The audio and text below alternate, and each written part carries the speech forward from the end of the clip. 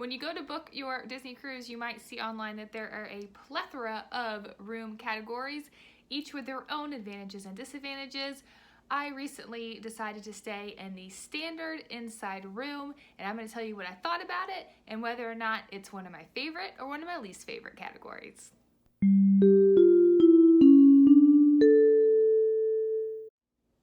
If you're in the middle of planning your Disney cruise and you have not already subscribed to this channel, make sure you subscribe to us. That way you can know everything you need to know before your vacation. And if you are already a part of our Disney Cruisers family, give me a like down below so I know that you're here.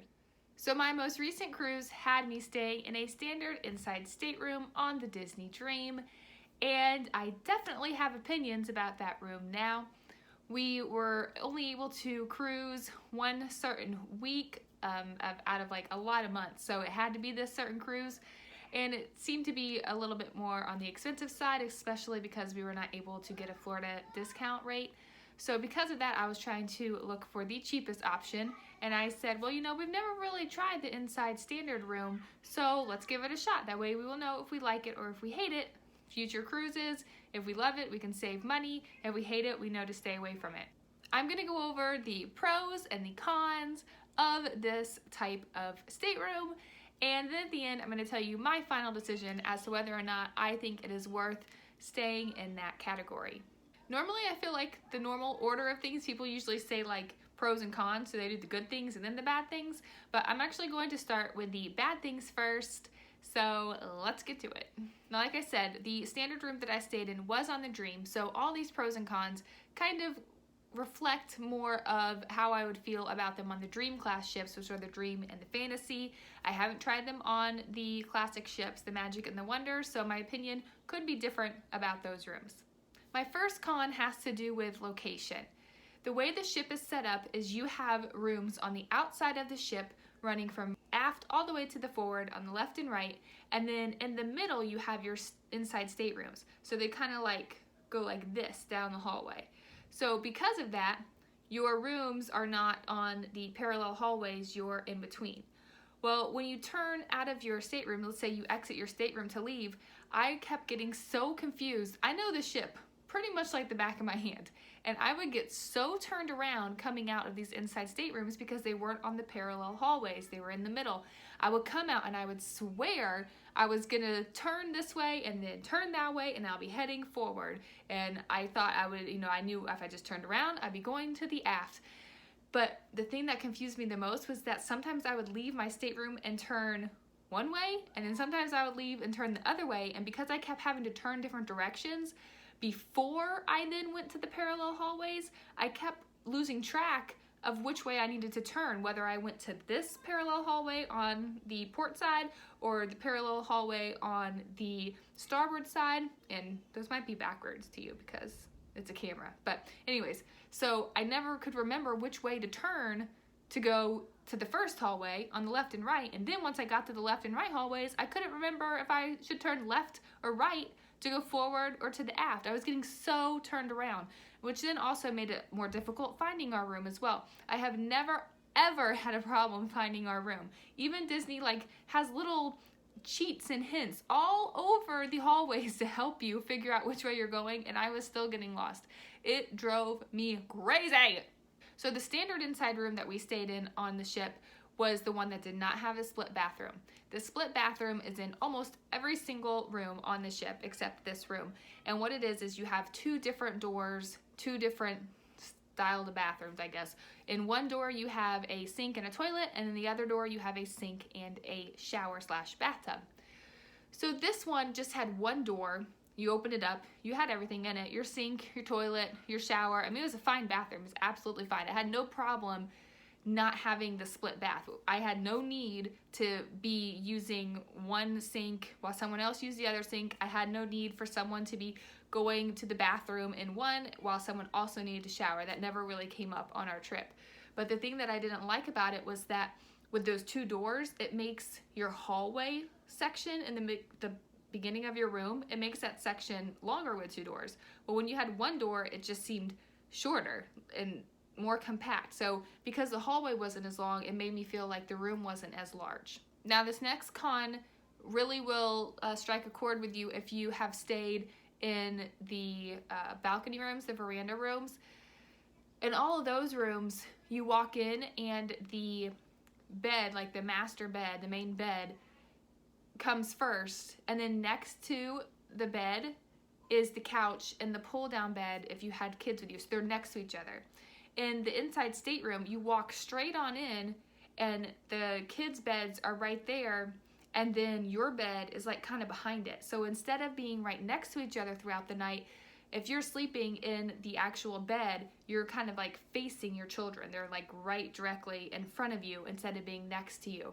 For some reason, that just bothered me. I felt like they kind of like had the whole room, and then we were kind of shoved back in the back corner, and I just didn't like that feeling. I much preferred how we were side by side in the veranda rooms instead of behind our children in this case. And when I say behind, it's not like their backs were to us, but they were like, their heads were right where my feet were, instead of our heads all being like along the same wall. So if you go online and look at the layouts of the rooms, pay attention to where the head of one bed is and the head of the other, the couch and the pull down beds are, and you'll kind of see what I'm talking about. One other thing that bothered me was that these rooms are completely dark. Completely dark. Like if you have all the lights off, you can't see anything.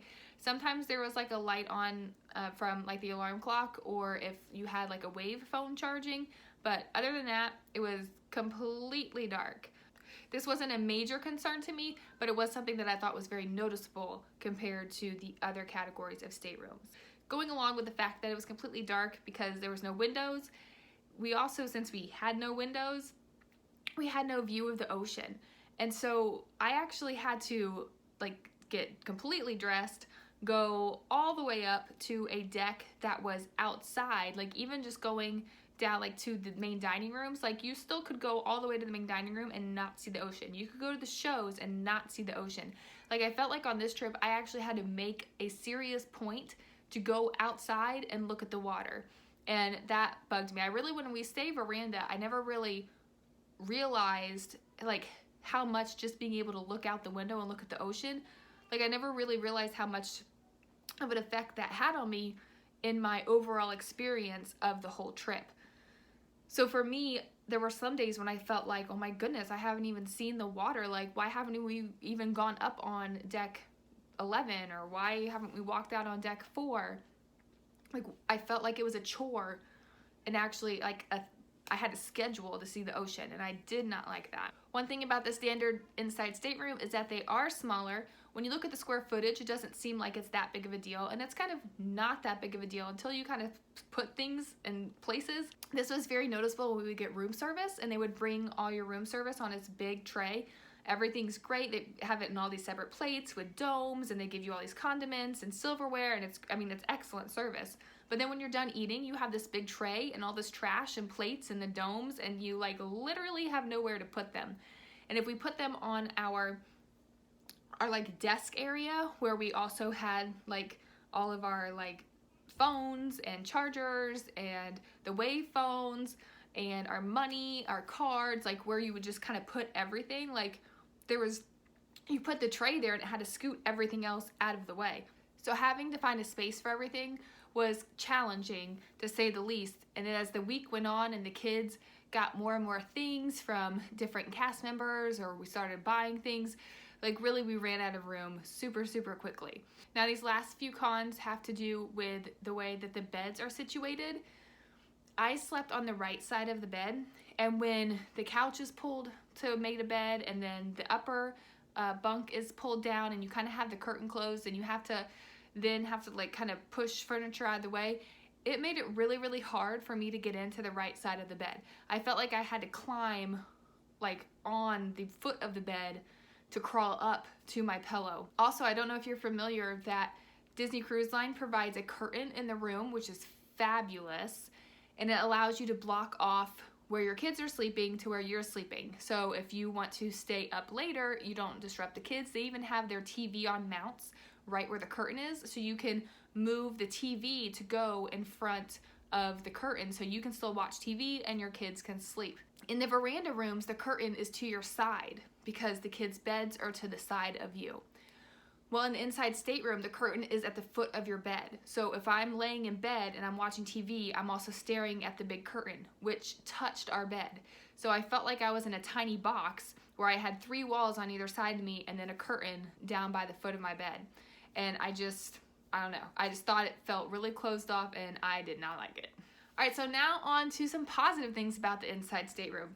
The number one thing in my book was that it was cheaper. It can be considerably cheaper. It could only be a couple $100s cheaper. It depends on when you book and what time of year your cruise is. But we got a pretty good rate on it.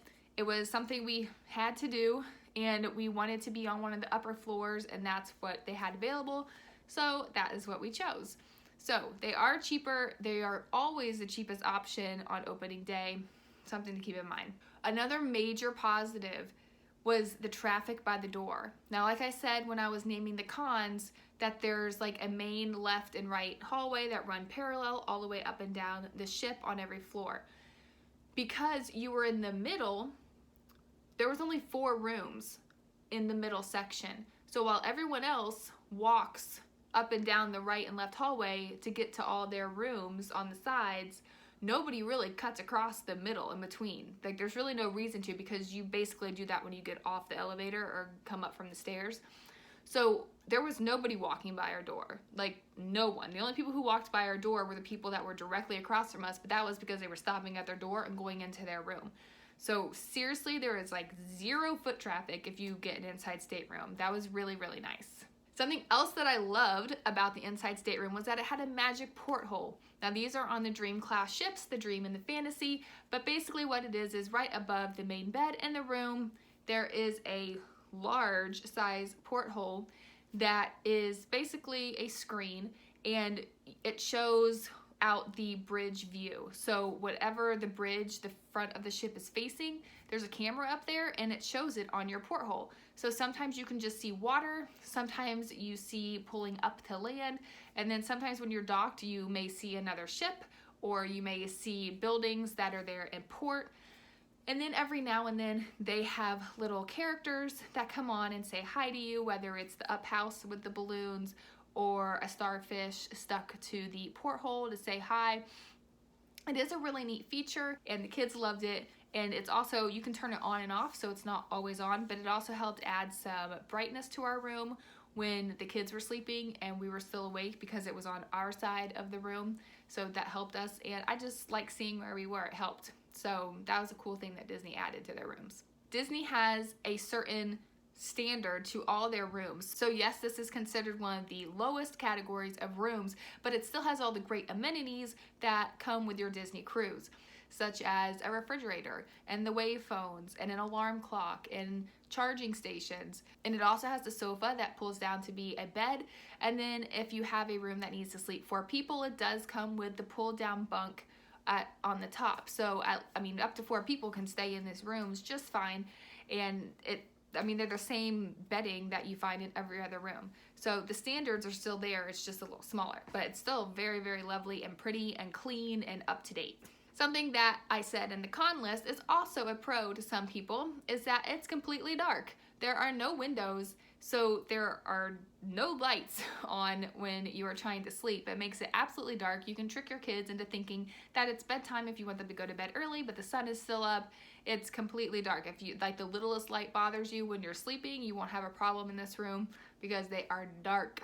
And the last pro, before I give you my final decision, is kind of obvious, but it's on the ship. Like, I don't even really care where I stay on the ship. As long as I am on one of the Disney ships, then I am fine. So just get me to the ship, tell me where I sleep, and then I go off and have fun. So yes, it's on the ship. That is a big pro. It's not on another cruise line. All right, so what's my decision? Do you know? Do you think you know what I think? Would I stay in an inside standard stateroom again? Drum roll. I would not stay in an inside stateroom again, and this is why. The thing that drove me crazy was that I could not see the ocean. I felt like I had to make myself schedule a time to go see the ocean, to remind myself that I was on a ship and not in a hotel or on land somewhere. It really, really bothered me, and I didn't even realize how much the other times the veranda really helped me realize that we were on the ocean. And I really didn't think I would care when we booked this We were most worried because my husband thought he might feel claustrophobic, and that was the only thing we worried about. Like, it didn't even cross my mind that I would forget I was on a ship because I couldn't see out to the ocean all the time. Because I didn't think that I was realizing it that much when I was in the veranda, but I was. Like, I don't know, subconsciously I just was like, oh, the ocean right there. I can hear it, I can see it, I can smell it. So not being able to do that, and then having to, like, even like dinner and stuff, that was on deck 2 and 3. The shows were on deck 3. The adult entertainment was on deck 4. So I really had, like, we did not go up to deck 11 that much, like the pool deck, and that's the only time I would see the ocean. So it really made a big difference to me, so much so that I would not book an inside stateroom again, whether it was the smaller or the larger of the two. I am definitely only going to sail with a veranda. You can call me a snob. I don't care. I feel like I wasn't getting my money's worth when I was inside stateroom. I felt like I really wasn't on a cruise. So if the only way you can go is to pay the cheaper rate with the inside stateroom, or you really can only go at a certain time and that's the only room available, by all means, yes, I would say take the inside stateroom. It is still a great room.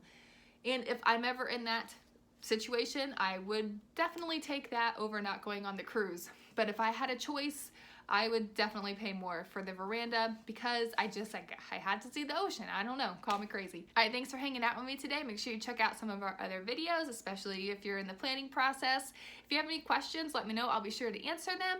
And leave me a comment down below and tell me, would you ever stay in an inside stateroom? If you have, tell me why you liked it and why you didn't like it. Have fun planning, and I'll see you next time. Bye!